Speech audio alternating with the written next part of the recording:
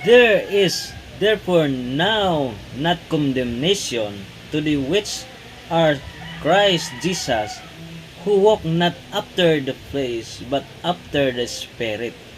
Yan po ang sinabi, kung nasa kay Kristo ka na, ay wala nang mangyayaring paghahatol. Dahil may kautusan siya, nagbigay ng buhay. Hindi tulad ng kautusan na maghatid sa atin ng kasalanan o kamatayan. Ang tinatawag ay yung 210 araw ng kapahingahan.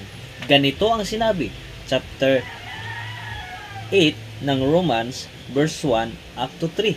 Ganito ang sinabi, ngayon ay wala nang anumang hatol sa mga nakay Kristo, sapagkat ang kautusan ng Espiritu ng buhay na kay Kristo Jesus.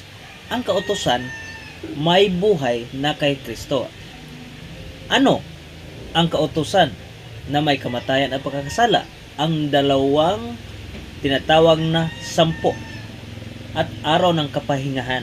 Ganito ang sinabi, sapagkat ang hindi na magawa ng kautusan na hina sa pamagitan ng laman ng pagsugo ng Diyos sa kaniyang sariling anak, na nangayoy lamang sarili, at dahil sa kasalanan ay hinatulan ng Diyos sa laman ng kasalanan. Yan po ang ating nababasa.